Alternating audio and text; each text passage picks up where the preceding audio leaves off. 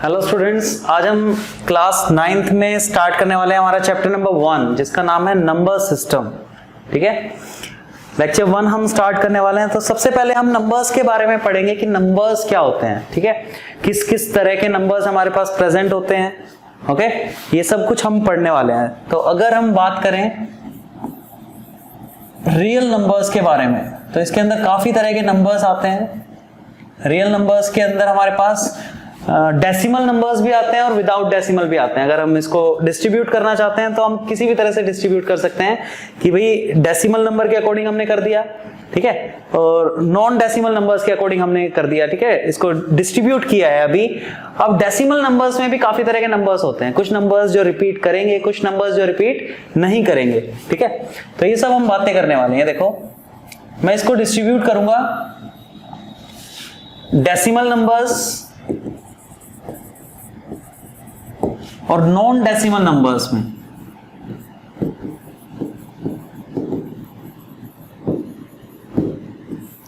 Decimal numbers और non decimal numbers में मैं इसको डिस्ट्रीब्यूट करने वाला हूं।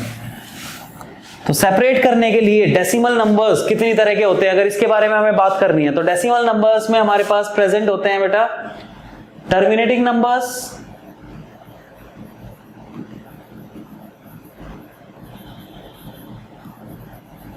दूसरे होते हैं नॉन टर्मिनेटिंग नंबर्स।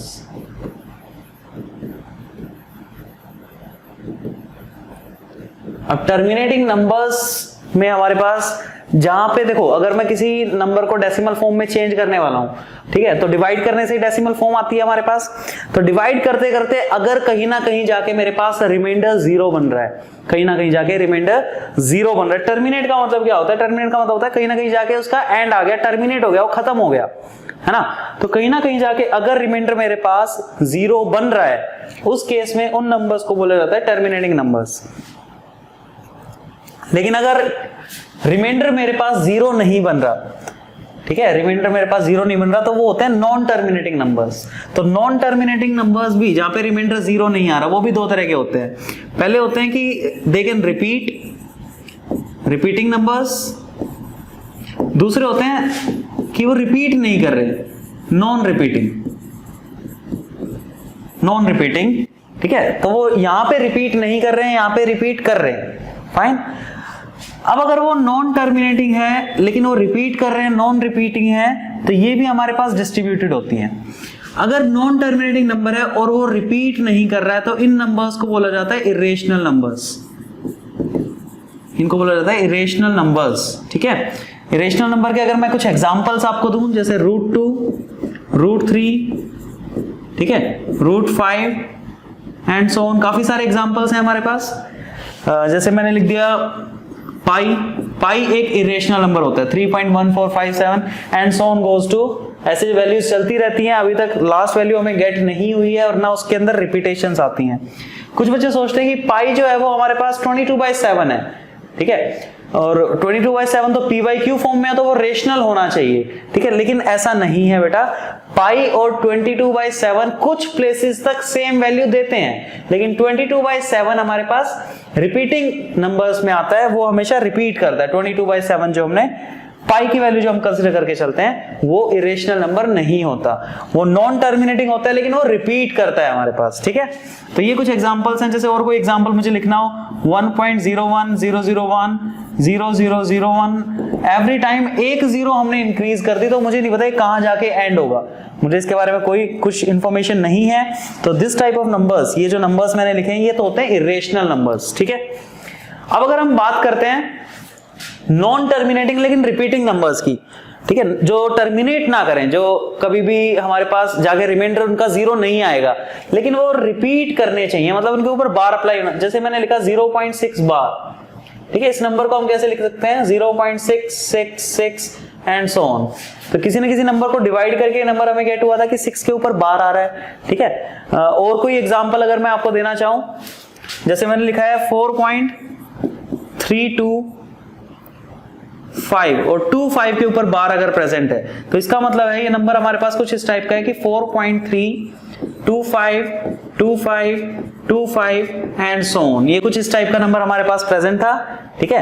तो ये हमारे पास नॉन टर्मिनेटिंग मतलब रिमाइंडर तो कभी जीरो नहीं आ रहा है, लेकिन इसमें रिपीटेशन है, रिपीटेशन की वजह से इसको मैं बार अप्लाई करके यहाँ पे लिख सकता हूँ। ये नंबर्स बार बार रिपीट हो रहे हैं, we can say. Irrational numbers के बारे में हमने पढ़ा है, बाकी बचे हमारे पास टर्मिनेटिंग नंबर्स, ठीक है। अब टर्मिनेटिंग नंबर्स और नॉन टर्मिनेटिंग लेकिन रिपीटिंग नंबर्स, नॉन टर्मिनेटिंग लेकिन रिपीटिंग नंबर्स, ये जो नंबर्स हमारे पास होते हैं इन नंबर्स को बोला जाता है रेशनल नंबर। इनको बोला जाता है रेशनल नंबर। रेशनल नंबर ये वाले भी रेशनल नंबर है और ये वाले भी रेशनल नंबर है। साथ साथ जो नॉन डेसिमल नंबर्स बच गए ये सारे भी हमारे पास रेशनल नंबर्स के अंदर ही प्रेजेंट होते हैं। ओके, तो यहां पे रेशनल नंबर के बारे में अगर आपको जानना है तो इसकी डेफिनेशन जो हम स्टार्टिंग से पढ़ते हुए आते हैं, ठीक है, इसकी जो डेफिनेशन हम पढ़ते हैं वो डेफिनेशन क्या होती है? Numbers which can be written in the form of p by q। वो नंबर्स जिनको हम p by q फॉर्म में लिख सके, ठीक है, और जहां पे q की वैल्यू जीरो नहीं हो सकती। ये हम डेफिनेशन स्टार्टिंग से ही पढ़ते हुए आते हैं, ठीक है। p by q फॉर्म में हो लेकिन q की वैल्यू जीरो नहीं हो सकती, डिनोमिनेटर में जीरो नहीं हो सकता। जैसे मैंने लिखा 4/5, इसको आप डेसिमल में चाहो तो चेंज कर सकते हो। डेसिमल में अगर मैं इसको चेंज करूंगा तो इसका आंसर आएगा 0.8। अब यहाँ पे 0.8 के बाद देखो ये टर्मिनेट हो गया, यहाँ पे रिमाइंडर मेरे पास 0 आ गया, तो 0.8 ना तो इसके ऊपर कोई बार है, ठीक है, और ना ये कोई ऐसा नंबर है कि जो टर्मिनेट तो नहीं हुआ और ऐसे ही चलता जा रहा है, ना रिपीटेशन आ रही है, ऐसा कोई नंबर नहीं है, ठीक है। तो ये हमारे पास एक टर्मिनेटिंग नंबर का और डेसिमल नंबर का एक एग्जाम्पल है जो टर्मिनेट हो रहा है। और भी आप काफी सारे एग्जाम्पल लिख सकते हो, जैसे 3.2 मैंने लिखा, ठीक है, 0.4762 मैंने लिखा। ये सारे के सारे जो एग्जाम्पल्स हैं ये सारे के सारे रेशनल नंबर के ही एग्जाम्पल्स हैं हमारे पास। ओके, अब जो नॉन डेसिमल नंबर होते हैं वो भी रेशनल नंबर ही हमारे पास प्रेजेंट है, ठीक है। जैसे मैं यहां पे लिखता हूं, मान लो नेगेटिव इंफिनिटी से मैं वापस आ रहा हूं इस तरफ, तो -5 -4 -3 -2 -1 0 1 2 3 4 5 एंड सो ऑन, और प्लस इन्फिनिटी तक मैं जा रहा हूं, ठीक है। मतलब नेगेटिव नंबर्स यहां तक आए, ठीक है, उसके बाद हमारे पास ऐसे पॉजिटिव की तरफ हम जा रहे हैं। अब यहाँ पे कोई डेसिमल वाला नंबर प्रेजेंट नहीं है, क्योंकि डेसिमल वाले के बारे में हम यहाँ पे बात कर चुके हैं। ये सब हमने डेसिमल के बारे में ही जाना। अब नॉन डेसिमल की अगर बात करें तो देखो ये सारे के सारे जो नंबर्स हमारे पास प्रेजेंट है, ये सारे जो भी नंबर्स हमारे पास प्रेजेंट हैं इनको बोला जाता है नेचुरल नंबर्स।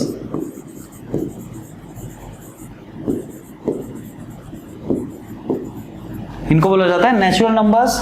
उसके बाद अगर हम बात करें, इनको काउंटिंग नंबर्स भी बोला जाता है। They are also known as the counting numbers, ठीक है।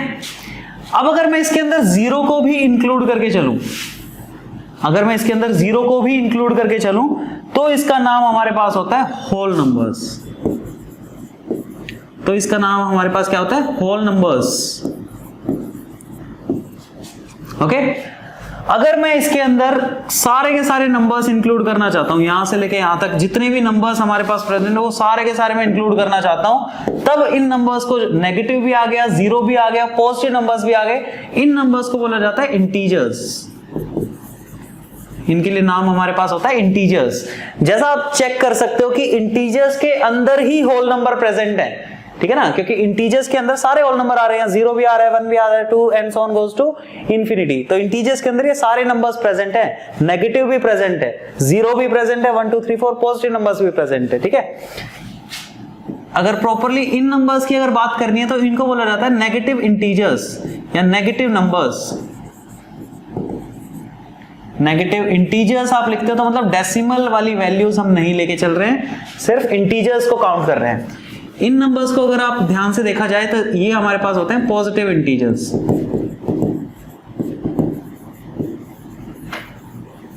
ठीक है, ये पॉजिटिव इंटीजर्स हैं। 1 2 3 4 and so on goes to infinity, ये हम नेचुरल नंबर्स इसको बोला जाता है, होल नंबर्स, इंटीजर्स।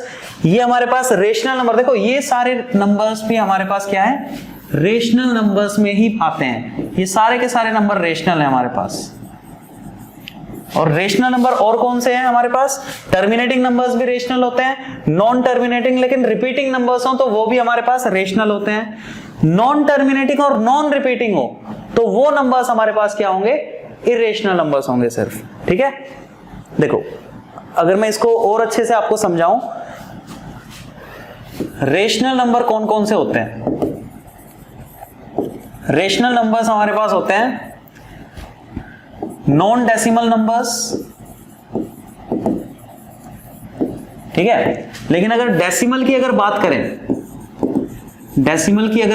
तो डेसिमल के अंदर भी हमारे पास एक तो टर्मिनेटिंग नंबर रेशनल होते हैं हमारे पास, टर्मिनेटिंग नंबर। दूसरा नॉन टर्मिनेटिंग, अगर मुझे नंबर्स लेके चलने हैं, नॉन टर्मिनेटिंग नंबर्स, तो उसके साथ साथ उसको रिपीटिंग होना जरूरी है। अगर वो रिपीटिंग होगा तभी वो रेशनल है, अदरवाइज वो रेशनल नहीं है। ठीक है, अब नॉन डेसिमल के अंदर सारे नंबर्स आ रहे हैं, नेचुरल नंबर भी आ रहा है, ठीक है, होल नंबर्स भी आ रहे हैं और इंटीजर्स भी आ रहे हैं। वैसे तो इंटीजर्स के अंदर ही नेचुरल और होल नंबर एग्जिस्ट कर जाते हैं, लेकिन सेपरेटली अगर हमें शो करना हो तो इस तरह से हम शो कर सकते हैं। ये सारे के सारे नंबर्स रेशनल नंबर होते हैं। दूसरा नंबर हमारे पास बचा इरेशनल, तो वो क्या बच गया हमारे पास? देखो अगर मैं बात करूं इरेशनल की, कि इरेशनल नंबर कौन से होते हैं, ठीक है, तो इरेशनल नंबर मेरे पास होते हैं जो नॉन टर्मिनेट करे, जो नॉन टर्मिनेटिंग हो और नॉन रिपीटिंग हो, वो रिपीट भी नहीं करने चाहिए। तो ये जो नंबर्स हमारे पास प्रेजेंट है ये इरेशनल नंबर्स होते हैं और बाकी सारे हमारे पास रेशनल नंबर्स है। तो इसमें थोड़ी सी कंफ्यूजन रहती है बच्चों को कि रेशनल है, रेशनल फिर नॉन टर्मिनेटिंग और रिपीटिंग में कंफ्यूजन रहती है कि नॉन टर्मिनेटिंग नंबर्स तो इरेशनल होने चाहिए। नहीं, अगर नॉन टर्मिनेटिंग है तो हम चेक करेंगे कि वो रिपीट कर रहा है या नहीं कर रहा है। रिपीट करेगा तो रेशनल है, नहीं करेगा तो वो इरेशनल नंबर हमारे पास प्रेजेंट होगा। इसको अगर मैं एक फिगर से आपको शो करना चाहूं तो अगर ये सारे के सारे आपके पास रेशनल नंबर्स हैं, ये सारे आपके पास रेशनल नंबर्स हैं, रेशनल नंबर्स में डेसिमल नंबर्स भी आ गए, डेसिमल के जो रिपीट हो रहा है नॉन टर्मिनेटिंग लेकिन रिपीटिंग नंबर सब कुछ आ गया आपके पास। तो इसके अंदर आपके पास प्रेजेंट होगा इंटीजर्स, ठीक है, उसके अंदर आपके पास प्रेजेंट होगा होल नंबर्स, उसके अंदर कहीं जाके आपके पास प्रेजेंट होगा नेचुरल नंबर्स। तो नेचुरल नंबर्स में जैसे 1 2 3 एंड सो ऑन ये नंबर्स आ चुके हैं। होल नंबर में जीरो भी इंक्लूड हो गया प्लस नेचुरल नंबर्स। जो होल नंबर होंगे वो जीरो और नेचुरल नंबर दोनों को मिलके बनाएंगे। नेक्स्ट अगर इंटीजर्स की बात करें तो -1 -2 -3 एंड सो ऑन, ये नेगेटिव के साथ साथ जीरो भी इसके अंदर इंक्लूडेड है और ये नेचुरल नंबर्स भी इसी के अंदर इंक्लूडेड है। ठीक है, रेशनल नंबर की बात की जाए तो ये सारे नंबर्स रेशनल में तो प्रेजेंट हैं, इसके अलावा भी डेसिमल नंबर्स भी इसके अंदर प्रेजेंट हैं। ठीक है, आप डेसिमल लिख सकते हो 0.4, आप फ्रैक्शन में लिख सकते हो 5/6, ठीक है, आप कुछ भी ऐसे नंबर्स लिख सकते हो जो रेशनल को शो करे। ठीक है, अब कुछ स्टेटमेंट्स अगर मैं आपको कहूं कि कुछ स्टेटमेंट्स के बारे में बात करते हैं, ठीक है, ध्यान से देखना, बिल्कुल फटाफट चीजें क्लियर हो जाएंगी।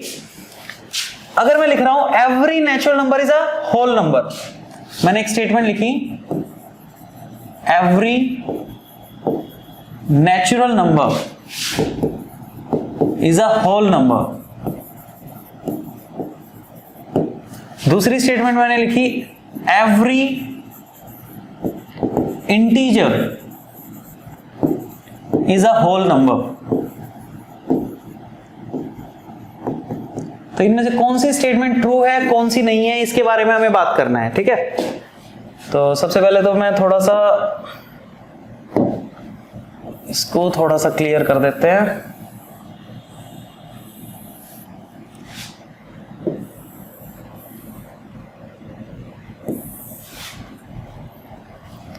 ठीक है, ओके, तो सबसे पहले हम बात कर रहे हैं क्या हर एक नेचुरल नंबर जो है वो होल नंबर होता है। तो हमें चेक करना पड़ेगा क्या होल नंबर के अंदर सारे के सारे नेचुरल नंबर आ रहे हैं, तो वो ट्रू है, अदरवाइज नहीं है। हमने बात की है एवरी नेचुरल नंबर के बारे में, एवरी वर्ड मैंने यूज किया है इसको शो करने के लिए। ठीक है, every natural number is a whole number. और यहां पे मैंने क्या बात की है, every integer is a whole number. तो हमें ये चीज चेक करनी पड़ेगी। देखो बेटा, एवरी नेचुरल नंबर, क्या हर एक नेचुरल नंबर जो है वो होल नंबर के अंदर प्रेजेंट है? तो yes, it is present, it is true, ये कंडीशन हमारे पास ट्रू है कि हर एक नेचुरल नंबर जो है वो होल नंबर होता है। Every integer is a whole number, क्या हर एक इंटीजर होल नंबर है? नहीं। जैसे -5 मैंने लिखा, -5 एक इंटीजर है लेकिन वो होल नंबर नहीं है। तो एवरी के लिए हम बात कर रहे हैं, सभी के लिए। अगर मुझे एक भी नंबर ऐसा मिल जाता है जिसके लिए कंडीशन ट्रू नहीं है तो इसका आंसर फॉल्स आ जाएगा। ठीक है, सिंपली अगर हम बात करें तो अगर हम अंदर से बाहर की तरफ जा रहे हैं तो कंडीशंस ट्रू होती हैं, बाहर से अंदर की तरफ आ रहे हैं तो कंडीशंस फॉल्स होती हैं। अब अंदर से बाहर जाने का मीनिंग आपके पास क्या है? मैं कुछ स्टेटमेंट्स यहां पे लिखने वाला हूं, कुछ स्टेटमेंट्स में लिखता हूं, थोड़ा सा ध्यान से उसको स्टडी करेंगे। Every natural number is integer, क्या हर एक नेचुरल नंबर इंटीजर होता है? ठीक है, तो हमने क्या किया, हम नेचुरल नंबर से इंटीजर के ऊपर जंप किया, अंदर से बाहर की तरफ, है ना। तो ये कंडीशन ट्रू होगी। और वैसे भी आप देख सकते हो, वैसे भी आप यहां पे देख सकते हो कि नेचुरल नंबर जो है वो इंटीजर्स के अंदर ही तो प्रेजेंट है। तो हर एक natural number 1 2 3 4 and so on, ये सारे के सारे इंटीजर आपके पास प्रेजेंट होंगे। ये इंटीजर्स के अंदर भी प्रेजेंट होते हैं। Fine, every natural number is whole number, ये तो हमने अभी अभी एग्जांपल भी किया था, तो इट इज ऑल्सो ट्रू, ये भी आपके पास ट्रू है। नेक्स्ट बात करें, every natural number is rational number, तो ये भी कंडीशन आपके पास क्या है? ट्रू है, बिल्कुल ट्रू है। ठीक है, हर एक नेचुरल नंबर रेशनल नंबर भी होता है। क्यों? क्योंकि जैसे रेशनल नंबर, वैसे तो हमने अभी अभी क्या पढ़ा कि जो रेशनल नंबर होता है वो p/q फॉर्म में लिखा जाता है जहां पे q की वैल्यू 0 नहीं होती। ठीक है, अब जैसे मैंने एक नेचुरल नंबर पिक किया 5, तो किसी भी नेचुरल नंबर के बारे में, इंटीजर्स के बारे में, होल नंबर के बारे में अगर मैं 1 कर देता हूं तो इसके ऊपर ज्यादा फर्क नहीं पड़ता। ठीक है, तो इसको मैंने p/q फॉर्म में लिख दिया, तो it is a rational number, ये हमारे पास एक रेशनल नंबर होगा। तो सारे के सारे नेचुरल नंबर्स क्या होते हैं? रेशनल नंबर भी होते हैं। ये तो होगी नेचुरल नंबर्स की बात। अब हम बात करते हैं every whole number is integer, क्या हर एक होल नंबर इंटीजर में आता है? बिल्कुल आता है। देखो इंटीजर्स के अंदर ही होल नंबर्स प्रेजेंट हैं, तो this condition is also true.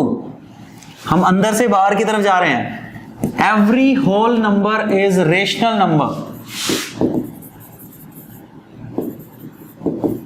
It is also true, ये भी आपके पास ट्रू होगा। Every whole number is a rational number, जैसे होल नंबर में एक्स्ट्रा चीज नेचुरल नंबर्स के अलावा 0 प्रेजेंट है। अगर 0 हमारे पास रेशनल नंबर है तो ये कंडीशन ट्रू हो जाएगी। अब अगर हम चेक करें क्या 0 रेशनल होता है, क्या 0 को p/q फॉर्म में लिख सकते हैं? बिल्कुल लिख सकते हैं। 0 को अगर मैं डिवाइड कर देता हूं 1 से तो ये p/q फॉर्म में हो गया। कंडीशन जो है वो सिर्फ q के ऊपर है कि वो 0 नहीं हो सकता, p के ऊपर नहीं है। तो यहाँ पे p की वैल्यू 0 है, q की नहीं है। तो this holds the condition for the rational number. तो every whole number is a rational number. ठीक है, अब बात करें इंटीजर्स की। अभी हम सारी ट्रू कंडीशंस कर रहे हैं, हम अंदर से बाहर की तरफ जंप करने की कोशिश कर रहे हैं। तो यहां पे अगर मैं लिखता हूं every integer is rational number, क्या ये कंडीशन ट्रू होगी? क्या हर एक इंटीजर जो है वो रेशनल नंबर होता है? तो सारे के सारे इंटीजर्स, नेगेटिव नंबर्स अगर हम लेके चले, जैसे हम -10 मैंने लिया तो इसके बारे में भी मैं 1 लिख सकता हूं, it is also in p/q form. तो ये हमारे पास क्या होगा? रेशनल प्रेजेंट होगा। Every integer is a rational number, this condition is also true. तो ध्यान दो, हमने अभी तक वही कंडीशंस की हैं जब हम अंदर से बाहर की तरफ जंप कर रहे हैं। ठीक है, तो ये सारी की सारी कंडीशंस हमारे पास क्या थी? ट्रू थी, बिल्कुल ट्रू। अब अगर हम बाहर से अंदर की तरफ जंप करते हैं, बाहर से अंदर की तरफ जंप करने का मतलब है क्या हर एक रेशनल नंबर इंटीजर होता है? क्या हर एक रेशनल नंबर होल नंबर होता है? क्या हर एक रेशनल नंबर नेचुरल नंबर होता है? तो सभी फॉल्स हैं। रेशनल नंबर में जैसे 5/4 है, वो इंटीजर नहीं है, वो होल नंबर नहीं है, वो नेचुरल नंबर नहीं है। मैंने कहा था एक भी नंबर अगर इस टाइप का मिल जाता है जो कंडीशन को होल्ड ना करे तो वो हमारे पास क्या होगा? कंडीशन फॉल्स हो जाएगी। ठीक है, तो इससे कंडीशंस हम बना सकते हैं। फॉल्स के लिए कंडीशंस मैं साथ में लिख देता हूं। स्टार्ट करते हैं यहां से। Every rational number is an integer, तो इट इज फॉल्स। ठीक है, every rational number is a whole number, it is also false. Every rational number is a natural number. तो ये भी हमारे पास क्या हुआ, false हुआ. ठीक है, ये तो होगी रैशनल की बात. उसके बाद अगर बात करें एवरी इंटीजर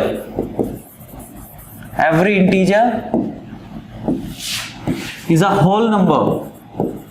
तो ये भी हमारे पास क्या होगा, फॉल्स होगा बिल्कुल. नेक्स्ट अगर बात करें every integer is a natural number. तो ये भी बिल्कुल हमारे पास क्या होने वाला है, फॉल्स होने वाला है.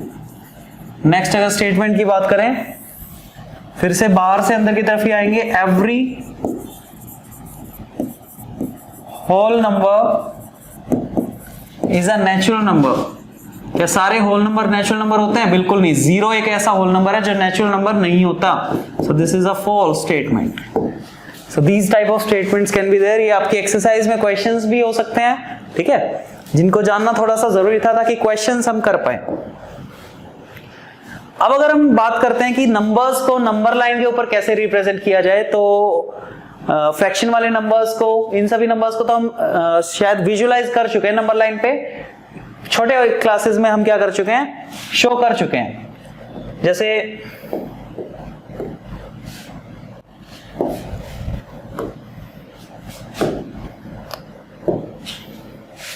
अगर मैं एक लाइन ड्रॉ करता हूं, स्ट्रेट लाइन. ठीक है, इसके ऊपर कुछ नंबर्स को लिखता हूं. ये 0 है, this is 1 2 3 4 5 6 7 and so on. ठीक है, इधर मैं -1 -2 -3 -4 -5 एंड सो ऑन. इस टाइप से मैंने कुछ नंबर्स को लिखा है नंबर लाइन पे, जो अर्लियर क्लासेस में हम सीख चुके हैं कि इनको कैसे लिखा जाए. लेकिन अगर मैं बात करता हूं कि भाई आपको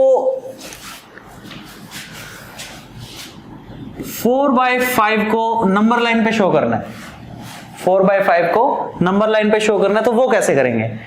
तो उसको जानने के लिए हमें क्या करना पड़ेगा, हमें थोड़ा सा नंबर को स्टडी करना पड़ेगा. नंबर को स्टडी करने का मतलब है, इट इज अ 4/5. फ्रैक्शन आपने छोटी क्लासेस में सीखी होगी कि फ्रैक्शन होती क्या है. फ्रैक्शन का मीनिंग है कि भाई 4 parts out of 5 equal parts. इसमें से 5 इक्वल पार्ट में से 4 पार्ट की बात कर रहे हैं. मतलब अगर मैं उन नंबर्स को जिनके बीच में लाई करते हैं, उनको अगर मैं 5 इक्वल पार्ट में डिवाइड कर दूं, ठीक है ना, उसके बाद जो 4th पार्ट होगा, 4 पार्ट्स को हम एक तरफ कर रहे हैं, एक पार्ट को एक तरफ कर रहे हैं, तो जो 4th वन होगा वही हमारा आंसर आने वाला है. ठीक है, जैसे यहाँ पे न्यूमरेटर जो है वो डिनोमिनेटर से छोटा है, तो मुझे पता है कि आंसर जो है वो 0 और 1 के बीच में आने वाला है. ठीक है, तो 0 और 1 को मुझे 5 इक्वल पार्ट्स में डिवाइड करना पड़ेगा. 1 2 3 4 5. ठीक है, तो 5 इक्वल पार्ट में डिवाइड करने के लिए मुझे 4 मार्क करने पड़े इक्वल डिस्टेंस के ऊपर. तो ये 4 पार्ट में एक तरफ कर देता हूं, तो ये जो पॉइंट होगा, ये देखो ये वाला, ये जो पॉइंट होगा ये आपके पास 4/5 को शो कर रहा है. ओके, लेकिन अगर मैं बात करता हूं जैसे 12 या 13/3 की बात करता हूं, अब 13/3 में क्या हो रहा है, न्यूमरेटर जो है वो बड़ा हो गया, डिनोमिनेटर जो है वो छोटा हो गया. तो इस केस में हम क्या करेंगे, इस नंबर को मिक्स्ड फॉर्म में चेंज करेंगे. ठीक है, मिक्स्ड फॉर्म में चेंज करने के बाद 3 3 3 4 12 1/3. यहां पे 4 आने का मतलब है इस नंबर को हम लिख सकते हैं 4 + 1/3. मतलब 4 में कुछ ना कुछ क्वांटिटी ऐड हो रही है. इसका मतलब ये जो नंबर हमारे पास है 13/3, ये 4 पॉइंट समथिंग कुछ आएगा. 4 पॉइंट समथिंग का मतलब है कि ये वैल्यू 4 और 5 के बीच में लाई करने वाली है. ठीक है, तो 4 और 5 के बीच में लाई करने वाली है, तो कहां लाई करेगी, फिर से इस फ्रैक्शन को लेके चलेंगे. ये तो पता लग गया, जैसे पहले मैंने 0 और 1 को ब्रेक किया इतने इक्वल पार्ट्स में, अब मुझे 4 और 5 के बीच में ब्रेक करना है. अब करना किस तरह से है, 1/3 फ्रैक्शन है. 1/3 का मतलब है कि आपको 4 और 5 के बीच में को 3 इक्वल पार्ट में, इस लेंथ को 3 इक्वल पार्ट में डिवाइड करना पड़ेगा. तो 3 इक्वल पार्ट के लिए लगेंगे 2 मार्क. ठीक है, तो ये वाला जो पॉइंट आपके पास होगा, ये आपके पास प्रेजेंट है 4:1/3, और ये वाला जो पॉइंट आपके पास प्रेजेंट होगा ये आपके पास है 4:2/3 अगर ये प्रेजेंट होता तो मतलब ये हो गया हमारे पास 14/3, ये हो गया हमारे पास 13/3। So that's how we can answer this. Okay, हम नंबर लाइन के ऊपर इनको शो कर सकते हैं। ये चीजें हमें पता भी होनी चाहिए कि ये जो वैल्यूज है किन के बीच में लाई करती हैं। छोटी क्लासेस का काम था जो हम सीख चुके हैं पहले भी, तो अभी हमने थोड़ा सा इसको रिवाइज किया। ठीक है, ओके, अगर हम बात करते हैं रेशनल नंबर्स के बीच में, कुछ रेशनल नंबर्स कैसे गेट कर सकते हैं हम। ठीक है, कुछ रेशनल, दो रेशनल नंबर मान लो आपको गिवन है, उन दो रेशनल नंबर्स के बीच में कुछ रेशनल नंबर हमें फाइंड करने हैं। How to find rational numbers between given two numbers.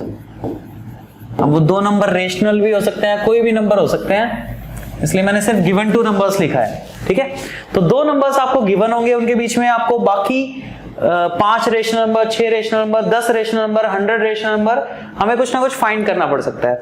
तो हमारे पास ये फाइंड करने के लिए दो मेथड्स प्रेजेंट हैं।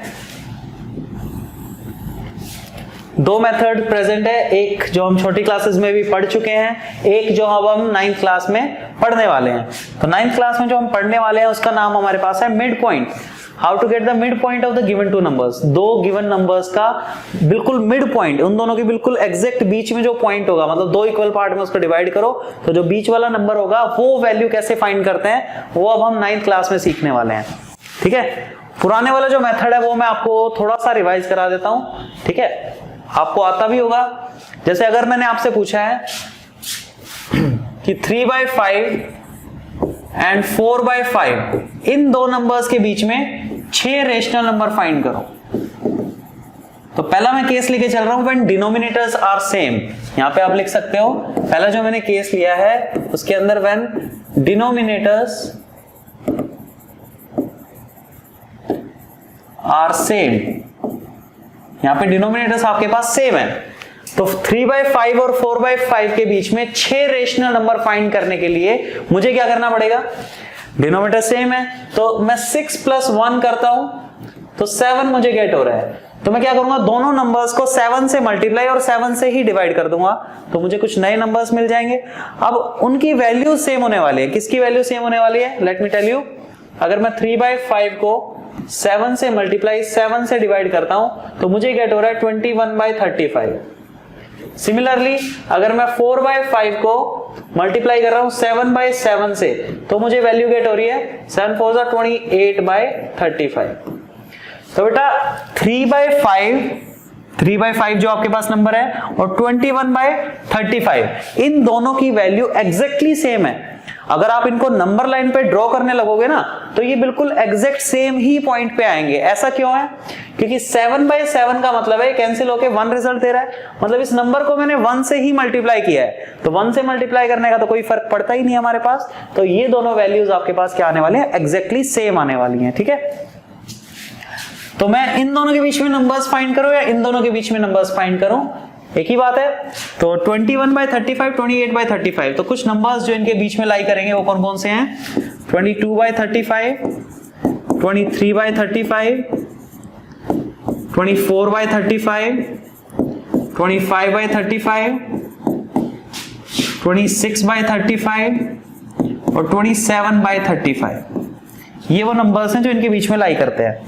दूसरी बात, अगर मैं कहता हूं कि इस बार क्या है, डिनोमिनेटर्स आपके पास सेम नहीं है, इस बार हम डिनोमिनेटर्स को सेम नहीं लेके चलेंगे। ठीक है, तो पहला हमारे पास एक नंबर ले लेते हैं, जैसे 3/4 मैंने ले लिया, दूसरा नंबर मैं लेता हूं 4/5 ले लेते हैं, 4/5। तो आप चेक कर सकते हो यहाँ पे 4 डिनोमिनेटर, यहाँ पे 5 denominator which are not same, जो कि सेम नहीं है। तो इस केस में हम कुछ रेशनल नंबर्स इनके बीच में कैसे फाइंड कर सकते हैं। ठीक है, अगर ये सेम नहीं है तो हम अगर एक ही नंबर से मल्टीप्लाई डिवाइड करें ना इनको, मतलब 1 से ही मल्टीप्लाई कर रहे हैं, उसका कोई फर्क नहीं पड़ता। तो डिनोमिनेटर को सेम बनाने के लिए हम क्या करेंगे, सबसे पहले तो इनका एलसीएम देखो, 4 और 5 का एलसीएम कितना आता है, 20। तो इसको 20 बनाने के लिए हम क्या करेंगे, इसको 5 से मल्टीप्लाई और 5 से डिवाइड करेंगे। ठीक है, और इसको 20 बनाने के लिए हम क्या करेंगे, इसको 4 से मल्टीप्लाई और 4 से डिवाइड करेंगे। नाउ 5 3 हमारे पास कितना आ रहा है 15/20 आ गया, और दूसरा नंबर हमारे पास कितना आ गया 16/20। अब यहां पे ये क्वेश्चन बिल्कुल सेम ये वाला क्वेश्चन बन चुका है जब डिनोमिनेटर हमारे पास सेम था। डिनोमिनेटर सेम था, जितने नंबर्स चाहिए +1 करो, उसी से मल्टीप्लाई डिवाइड करो। तो मान लो मुझे 4 नंबर्स चाहिए थे, तो मैं इसको 5 से मल्टीप्लाई 5 से डिवाइड, 5 से मल्टीप्लाई 5 से डिवाइड, तो आपको वो 4 नंबर्स मिल जाएंगे जो इनके बीच में लाई करेंगे। नंबर्स हो सकता है आपको ज्यादा भी मिल जाए, ठीक है, लेकिन हमें तो 4 ही लिखने थे, तो आप उनमें से कोई भी 4 लिख सकते हो, that will be the answer. तो ये हमारे पास कुछ पुराने तरीके थे गिवन नंबर्स के बीच में कुछ रेशनल नंबर्स फाइंड करना। अब हम एक नया तरीका सीखने वाले हैं मिड पॉइंट का यूज करके। मिड पॉइंट का यूज करके दो नंबर्स के बीच में नंबर्स कैसे फाइंड करेंगे। जैसे अगर मैं कहूं find 5 rational numbers, 5 rational numbers between 2 and 3। अगर मैं कह रहा हूं कि 2 और 3 के बीच में 5 रेशनल नंबर फाइंड करो, ठीक है, तो उससे पहले मिड पॉइंट के बारे में मैं आपको थोड़ा सा बता देता हूं कि अगर एक वैल्यू A आपके पास प्रेजेंट है, एक वैल्यू B आपके पास प्रेजेंट है, आपको इन दोनों के एग्जैक्ट बीच में एक पॉइंट चाहिए जो इन दोनों के बिल्कुल बराबर दूरी पे हो, A से भी बराबर दूरी पे हो, B से भी बराबर दूरी पे हो। तो ये जो वैल्यू आप गेट करोगे, ये आपको वैल्यू कैसे गेट हो सकती है, सम ऑफ 2 एक्सट्रीम। जिन दो नंबर्स के बीच में आपको मिड पॉइंट फाइंड करना है, उन दोनों को ऐड करो और बाय 2 कर दो, ठीक है। तो ऐसा करने से जो भी नंबर आपको गेट होगा, ये नंबर इन A और B के एग्जैक्ट बीच में लाई करेगा, ठीक है, एग्जैक्ट बीच में लाई करेगा। तो यही रूल मैं यहां पे अप्लाई करने वाला हूं। 5 रेशनल नंबर मुझे फाइंड करने हैं 2 और 3 के बीच में।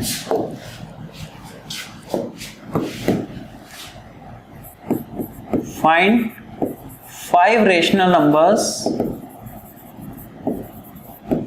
बिटवीन 2 and 3, ठीक है। तो सबसे पहले तो मैं एक नंबर लाइन बना लेता हूं। ये मैंने एक नंबर लाइन बना दी। तो बेटा मान लेते 2 यहां पे लाई कर रहा है, 3 यहां पे लाई कर रहा है। तो अगर मैं मिड पॉइंट फॉर्मूला अप्लाई करता हूं, मिड पॉइंट अप्लाई करने के बाद जो भी वैल्यू मुझे गेट होगी, ठीक है, जो भी वैल्यू मुझे गेट होगी वो इन दोनों के बीच में ही तो लाई करेगी। और कहां लाई करने वाली है, वो इन दोनों के बीच में लाई करती है, इन दोनों की मिड वैल्यू, ठीक है। तो पहली मिड वैल्यू के लिए मैं क्या करता हूं, मैं मिड पॉइंट फॉर्मूला अप्लाई करता हूं 2 और 3 के ऊपर। मतलब अगर मैंने 2 + 3/2 किया तो मुझे 5/2 गेट होगा, और ये जो 5/2 है वो इन दोनों के एग्जैक्ट बीच वाला एक नंबर होगा। ऐसा करने से जो भी नंबर मुझे गेट हुआ वो 2 और 3 के एग्जैक्ट बीच में ही नंबर हमें गेट होगा, ठीक है। एक रेशनल नंबर तो मेरे पास आ चुका है, अब मुझे नेक्स्ट रेशनल नंबर फाइंड करना है। तो नेक्स्ट नंबर फाइंड करने के लिए देखो, मैं मिड पॉइंट फॉर्मूला इन 2 पे भी अप्लाई कर सकता हूं। इन 2 पे अगर मैं फॉर्मूला अप्लाई करता हूं तो जो भी वैल्यू मुझे गेट होगी वो यहां लाई करेगी, जो इन दोनों के बीच में होगी। अगर वो इन दोनों के बीच में है तो ऑब्वियसली वो 2 और 3 के बीच में तो आएगी ही आएगी। सिमिलरली अगर मैं 5/2 और 3 पे मिड पॉइंट फॉर्मूला अप्लाई करता हूं तो मुझे एक मिड वैल्यू गेट होगी। अब ये जो वैल्यू है ये भी तो 2 और 3 के बीच में ही आएगी, और कहां आ रही है। तो सबसे पहले मैं 2 और 5/2 पे अप्लाई करता हूं, ठीक है, और डिवाइड बाय 2 करता हूं। मैंने इन दोनों वैल्यूज को ऐड किया और बाय 2 किया। इसको सिंप्लीफाई करके जो रिजल्ट आएगा वो यहां लाई करने वाला है, ठीक है। तो एलसीएम लेते हैं 2 2 4 प्लस 5 डिवाइडेड बाय 2 कंप्लीट के बाय में 2। तो ये नंबर्स आपस में मल्टीप्लाई हो जाते हैं, तो ये हो जाएगा 9/4। तो यहां पे जो वैल्यू मुझे गेट हो रही है वो है 9/4, ओके। अगर मैं इन दोनों पे अप्लाई करता, अगर मैं 5/2 और 3 पे अप्लाई करता, इन दोनों को ऐड करता और कंप्लीट को 2 से डिवाइड करता, तो जो भी वैल्यू मुझे गेट होगी वो इन दोनों के एग्जैक्ट बीच में गेट होने वाली है, यहाँ पे गेट होने वाली है। तो एलसीएम लेते हैं 2 3 6, 5 + 6/2 कंप्लीट के बाय में 2, so it is equal to 11/4। तो ये जो वैल्यू मुझे गेट हुई है ये है 11/4, और ये 2 और 3 के भी बीच में लाई करेगी। तो 3 नंबर्स मैं फाइंड कर चुका हूं जो 2 और 3 के बीच में कहीं पे लाई करते हैं। वैसे तो हम एग्जैक्ट मिड वैल्यू फाइंड कर रहे हैं, ठीक है ना, 2 और 3 की एग्जैक्ट मिड, इन दोनों की एग्जैक्ट मिड ये हो गई, इन दोनों की एग्जैक्ट मिड ये हो गई। अब ये तीनों नंबर्स जो है वो 2 और 3 के बीच में लाई कर रहे हैं। कुछ और नंबर्स मुझे चाहिए, मुझे टोटल चाहिए थे 5 रेशनल नंबर्स। तो 5 रेशनल, अभी तो मैंने 3 फाइंड किए हैं। तो आप नेक्स्ट रूल जो है वो कहीं पे भी अप्लाई कर सकते हो। आप यहां पे अप्लाई कर सकते हो, आप यहां अप्लाई कर सकते हो, यहां पे अप्लाई कर सकते हो, यहां पे अप्लाई कर सकते हो। अब अप्लाई करने का मतलब है क्या, मान लो आपको इन दोनों के बीच में वैल्यू चाहिए, ठीक है, तो आपको क्या करना पड़ेगा, जिस दो के मिड वैल्यू आपको चाहिए उन दोनों को ऐड करो, 2 + 9/4 डिवाइडेड बाय 2। सिंप्लीफाई करेंगे तो 4 2 8 + 9/4 divided by 2, so it is equal to 9 + 8 is 17, और ये आपस में मल्टीप्लाई हो जाएंगे, डिवाइडेड बाय 8। तो ये जो नंबर आपको गेट होगा ये 17/8 हो गया। तो 4 नंबर्स मैंने फाइंड कर दिए। कुछ और नंबर्स फाइंड करते हैं, ठीक है। जैसे मुझे यहां पे वैल्यू फाइंड करनी है, तो मैं क्या करूंगा, इस वैल्यू के लिए हमें क्या करना पड़ेगा, 5/2 को और 11/4 को ऐड करके बाय 2 करना पड़ेगा। तो मैं अप्लाई करता हूं 5/2 + 11/4 और डिवाइड बाय 2 करता हूं, so it will be equal to, देखो एलसीएम मैंने लिया तो 4 आ रहा है, 2 2 4, तो 5 2 10 + 11 डिवाइडेड बाय 2, सो ये मेरे पास इक्वल हो गया 21/8 के इक्वल। सो ये जो वैल्यू मुझे गेट हुई ये हमारे पास है 21/8। तो 5 नंबर्स तो मैंने फाइंड कर दिए, ठीक है, 5 नंबर्स तो ये हमारे पास हो गए। लेकिन अगर मुझे कुछ ज्यादा नंबर्स फाइंड करने होते तो 6th नंबर में यहां कर सकता हूं, 7th यहां पे गेट हो सकता है, और भी नंबर्स हम गेट कर सकते हैं। ये देखो एक नंबर यहां पे भी आ सकता था, यहां पे भी आ सकते हैं, तो इतने नंबर्स और मैं फाइंड कर सकता था, ठीक है। अब इससे भी ज्यादा और नंबर्स चाहिए तो बेटा इनके बीच में भी नंबर्स गेट हो सकते थे। तो ऐसा करते करते मैं इनफाइनाइट नंबर्स फाइंड कर सकता हूं, ठीक है, गिवन दो नंबर्स के बीच में। यहां पे देखो कितने नंबर्स और फाइंड हो सकते हैं, बहुत सारे नंबर्स हम फाइंड कर सकते हैं दो नंबर्स के बीच में।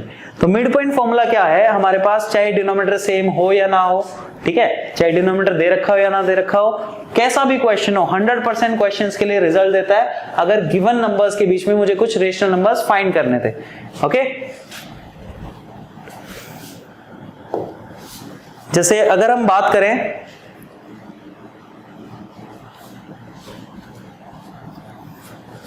कि दो नंबर्स के बीच में हमें कुछ और रेशनल नंबर्स फाइंड करने हैं by applying the same method, एक और क्वेश्चन हम करते हैं सेम मेथड से। तो ये देखो हमने एक नंबर लाइन बनाई, ओके, हमने कहा कि भाई 3/4 और 4/5 के बीच में कुछ नंबर्स फाइंड करो। तो ये 3/4 हो गया और ये हमारे पास 4/5 हो गया। इनके बीच में कुछ रेशनल नंबर्स मुझे फाइंड करने हैं। इस बार मैं फ्रैक्शन लेके चल रहा हूं, ठीक है। तो सबसे पहला तो मैं क्या करूंगा, मैं एग्जैक्ट इन दोनों के बीच में एक वैल्यू फाइंड करूंगा। मान लो मुझे 5 फाइंड करने हैं, 6 फाइंड करने हैं, जितने भी मुझे फाइंड करने हो, तो इसकी एग्जैक्ट मिड वैल्यू के लिए हम क्या करेंगे, इन दोनों नंबर्स को ऐड करना है, बाय 2 करना है, ठीक है। तो पहला जो नंबर मिड में गेट होगा वो होगा 3/4 + 4/5 it is equal to, LCM 20 आ रहा है, अच्छा बाय 2 भी करना है, ठीक है, बाय में 2 भी करना है, दोनों को ऐड करके। तो एलसीएम तो 20 आ रहा है इनका। अब नाउ 5 3 15 प्लस 4 4 16 कंप्लीट के बाय में 2 इट इज इक्वल टू, ये तो हमारे पास हो गया 31 और ये 20 इसके साथ मल्टीप्लाई हो जाता है, डिवाइडेड बाय 40। तो पहला जो वैल्यू हमें गेट हो रही है इन दोनों के एग्जैक्ट बीच में वो गेट हो रही है 31/40। ओके, अब नेक्स्ट नंबर हम फाइंड करते हैं। नेक्स्ट नंबर फाइंड करने के लिए देखो मिड पॉइंट फॉर्मूला मैं यहां पे भी अप्लाई कर सकता हूं, यहां पे अप्लाई करने का मतलब है इन दोनों के बीच में, यहां पे भी अप्लाई कर सकता हूं, यहां पे अप्लाई करने का मतलब है इन दोनों के बीच में। ओके, तो यहां पे अप्लाई करने की कोशिश करते हैं। देखो 3/4 + 31/40 डिवाइडेड बाय 2, मैंने इन दोनों को ऐड किया, बाय 2 किया, मेरा रिजल्ट आ जाएगा। ये देखो it is equal to, LCM आ रहा है 40, 4 10 तो 3 10 30 प्लस 31 डिवाइडेड बाय 2, 40 तो इसके साथ मल्टीप्लाई हो जाएगा और ये हमारे पास आ गया 61/80। ये जो वैल्यू है वो मुझे 61/80 गेट हो रही है।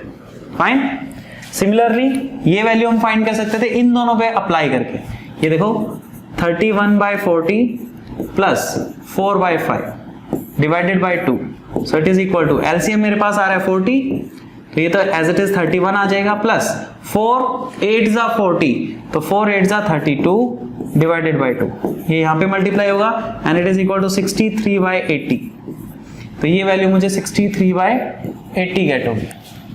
Similarly we can find some more rational numbers between given two numbers, ठीक है। अब मैं यहाँ पे अप्लाई करूंगा, यहाँ पे अप्लाई करूंगा, यहाँ पे अप्लाई करूंगा, यहाँ पे अप्लाई करूंगा, तो मेरे पास बहुत सारे और नंबर्स आ सकते हैं इन दोनों के बीच में, ठीक है। सिमिलरली अगर हम ऐसे ही चलते रहे तो इनफाइनाइट नंबर्स हम फाइंड कर सकते हैं गिवन दो नंबर्स के बीच में।